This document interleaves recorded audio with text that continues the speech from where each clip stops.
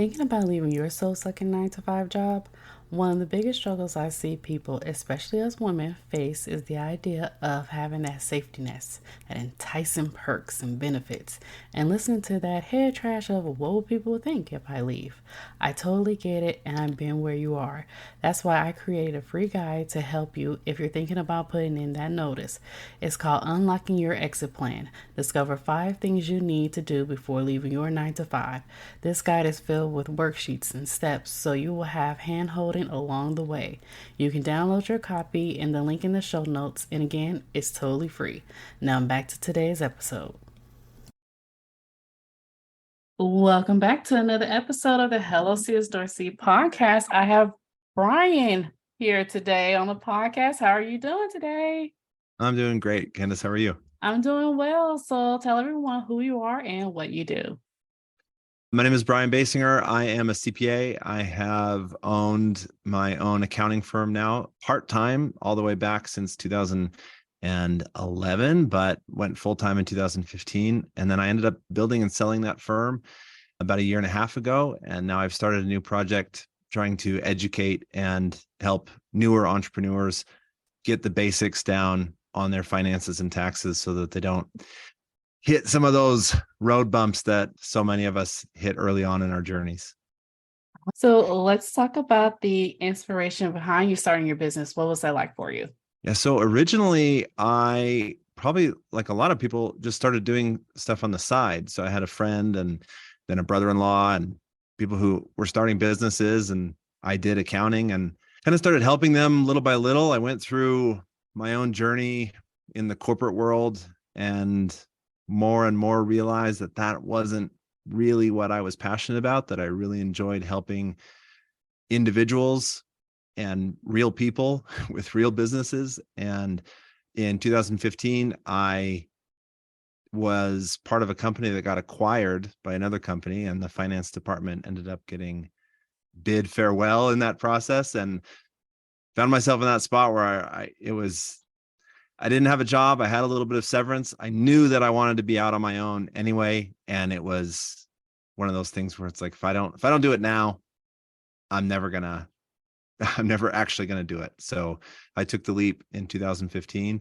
started my firm, and just kind of grew it painfully, gradually, and then eventually successfully from there. That's just definitely been a consistent topic here lately on my podcast. Yeah, I think once you get down the road a little bit and have the benefit of hindsight, probably for a lot of us, it doesn't mean that it has been easy. In fact, it's the opposite. It's probably one of the more difficult things that we do. But then as you get down the road a little bit, it's those really, really difficult, challenging things that end up bringing us the most satisfaction and feeling of reward and benefit. Can you remember a time in your business when you started out or right in your business where you had a hello moment? The one that comes to mind was actually a time when I was feeling pretty low.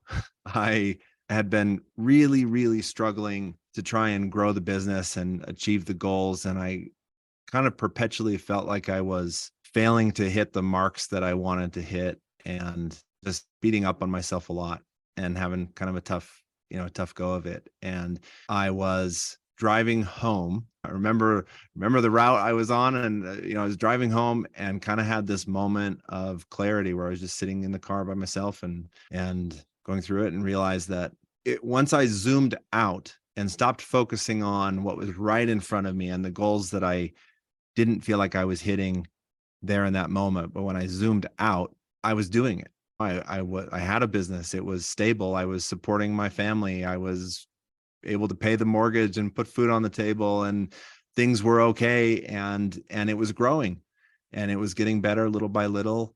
And it just reframed the whole situation for me from one of feeling like I was falling short to looking at it just from a different angle and realizing that, no, this is a process, and it can be difficult and challenging at times, but it's something that as we do for ourselves, we own it. And so whatever progress we make, then we can build on that progress and build a little bit more the next day and build a little bit more the next day. And it's this constant thing. We're building a life and a lifestyle, and it isn't about getting there in a year, and it isn't about getting there in 2 years. It's about pushing ourselves and growing. And at the end of the day, I think that's what life is about. And that was probably my hello moment. It's just that, I guess, that process of realizing that even falling short of goals, because this is something that I own and that is part of my life, that like the journey is the destination in a, I guess, kind of a metaphorical way. No, that's actually really good. I'm happy that you pointed that out because sometimes we set these goals for ourselves that we think this is supposed to be the goals, or we see other peers or people online have these big numbers, and we're like, yeah, we're going to set those high goals. And then we put a lot of pressure on ourselves to actually reach those goals when we don't know or realize that we are actually being successful in the moment, in the process, like you stated. And it's like, I think we put too much pressure on ourselves because of what we see, especially online. Absolutely. What's that quote? Comparison is the thief of joy. Oh, yes, it is. It's like, as long as I'm making enough money to put food on the table and, like you say, pay the mortgage, hey, we're good. We could Yeah. just climb from there. Yeah. And it doesn't mean we have to be satisfied with that, but just remembering that this is something where you've gotta build it up Mhm. layer by layer. And I think when we see other people that from our outside perspective, it looks like they are on top of the world, or that their businesses maybe just took off in a flash.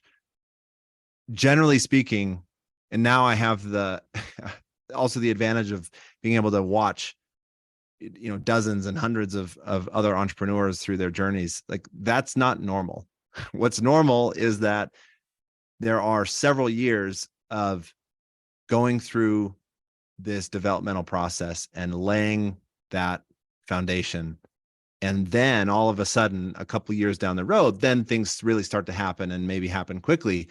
But not many people are there to see those first, those first couple of years where you're building that foundation, and it doesn't look like much from the outside, and it can feel pretty frustrating and like things are going slowly. But that is the process, and that is what allows you then later to start, you know reaching up to the reaching up to the sky, because of that foundation that you laid early on.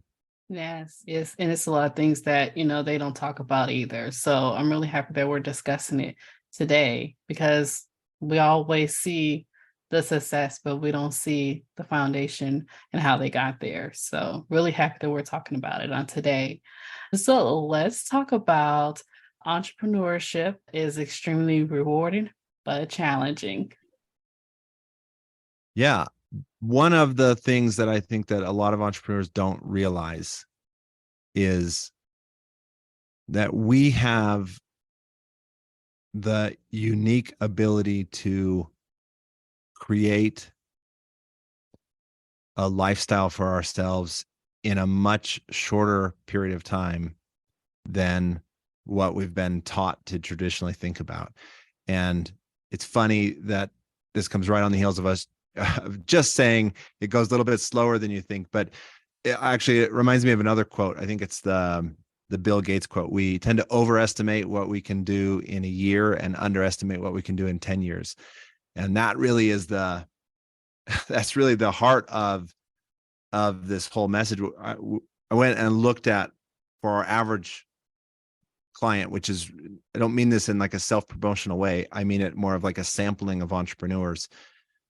The average entrepreneur that we looked at the numbers for was able to go from just starting out to 7-figure net worth in 7.91 years, so less than 8 years, going on that whole journey.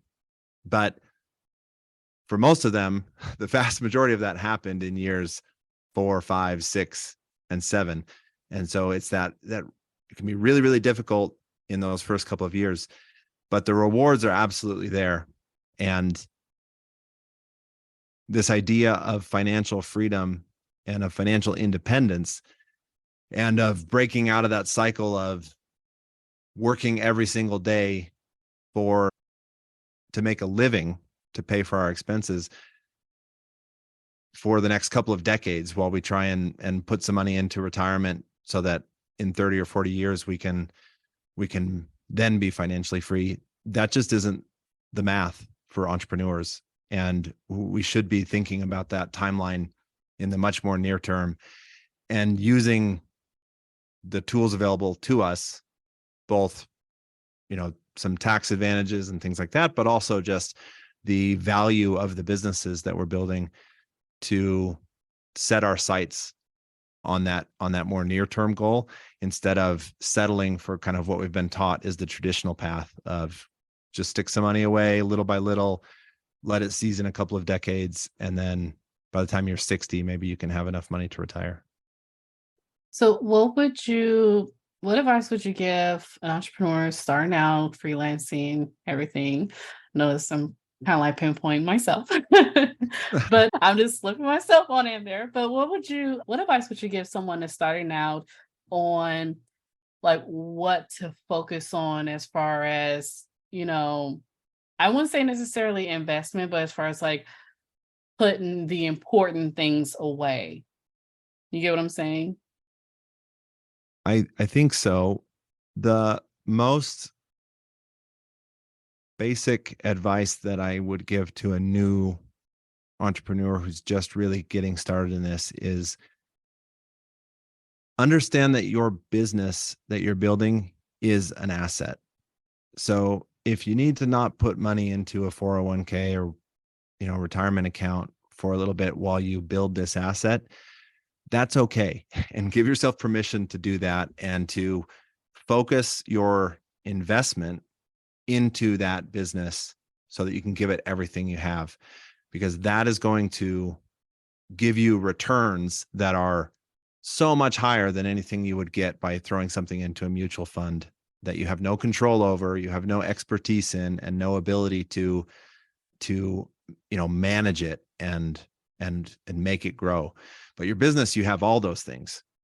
And when we talk about going from just getting started to having 7-figure wealth inside of 10 years, that hinges a lot on having an actual business that has its own value. And that doesn't even mean selling the business in 10 years, but just understanding that this is an asset that you're growing. So that's one thing. The other thing would be, to almost anyone, don't wait to get some basic tax education or financial education. There are some really good resources out there that are, we have some, but I'm not really here to try and promote that. There are so many good resources.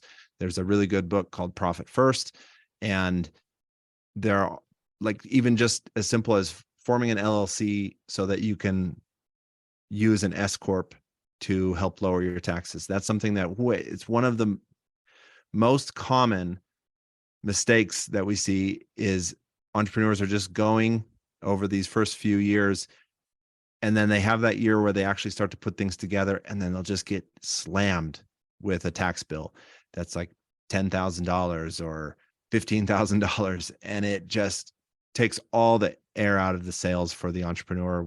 You're not expecting it, and it's pretty preventable if you just try and understand some of the basic financial knowledge and tools. And if you do that, what you'll do is put in a little bit of effort so you can take some ownership over those things, and you'll be able to see obstacles coming that might otherwise blindside you.